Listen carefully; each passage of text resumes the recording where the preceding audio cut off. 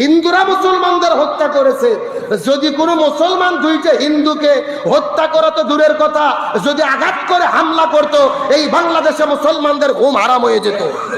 আল্লামা মোহাম্মদ শাহ শফি বেঁচে থাকলে, আল্লামা জুনায়েদ বাবুনগরী বেঁচে থাকলে, আল্লামা দিলওয়ার হোসেন সাইদি বেঁচে থাকলে এই ব্যাপারে এতদিন হুঙ্কার দিয়ে রাজপথে নেমে পড়তো। আজকে তাদের শূন্যতা জাতি হারে হারে টের পাচ্ছে। আর এক সিংহ আল্লামা মামুনুল হক ভেতরে বন্দী, যদি বাইরে থাকতো হুঙ্কার দিত, আমরা চুপচাপ বসে আছি, কারো কোনো টেনশন নেই, কারো কোনো খবর নেই, চিন্তা করতেছি নিজে ভালো আছি। আরে ভাই, আপনি মুসলমান পরিচয় নিয়ে ভালো বেঁচে আছেন, আগামী 6 মাস পরে আপনি যে বিপদে পড়বেন না এর কোনো গ্যারান্টি নাই। মুসলমান দুইজন ভাই স্কুলের মধ্যে টয়লেটের মধ্যে কাজ করতেছে, বাথরুমে কাজ করতেছে, ওই দুইজন মুসলমানকে হিন্দুরা আক্রমণ করে এমন ভাবে আঘাত করেছে, ওই দুইজন মুসলমান যুবককে ওখানে পিটিয়ে হত্যা করেছে। জোরকর নাউজুবিল্লাহ। সহোদর দুই ভাই, আপন ভাই, এক ভাই কোরআনের হাফেজ, কোরআনের হাফেজকে পিটিয়ে হত্যা করা হলো। মিডিয়া নিশ্চুপ, কোনো মিডিয়ায় খবর নেই।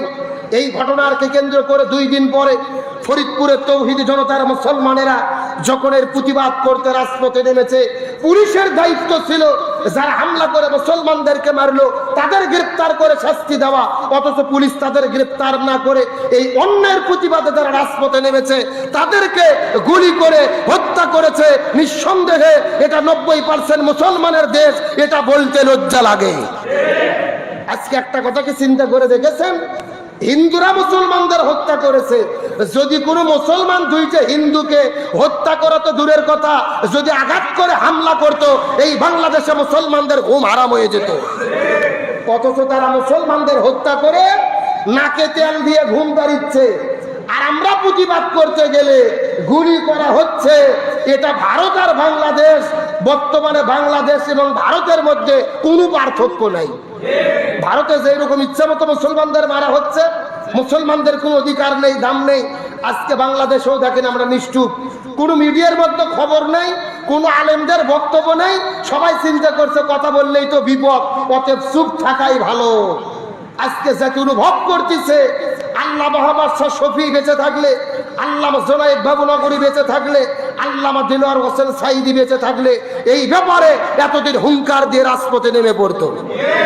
আজকে তাদের শূন্যতা জাতি হারে হারে টের পাচ্ছে।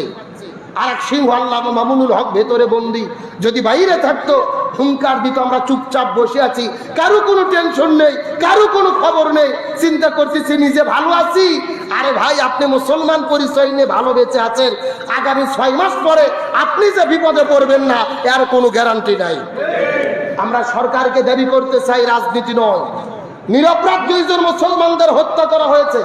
মন্দিরে কারা আগুন দিয়েছে আমরা ওটা সমর্থন করি না। যারা আগুন দিয়েছে তাদেরকে তদন্ত করে বের করে শাস্তি দেন। পক্ষান্তর যেই মুসলমানদের হত্যা করা হয়েছে, কারা হত্যা করলো, কারা হামলা করলো, এদেরকেও দৃষ্টান্তমূলক শাস্তি বাংলার জমিনে দিতে হবে। আমরা এই শাস্তি দাবি করতে চাই কি চাই না? আজকে গভীর সংকট আমার দেশ, ইসলাম এবং মুসলমানেরা বিপদের মধ্যে পড়েছে। আজকে এত আযাব এবং গজব এই জমিনে কেন নাজিল হচ্ছে?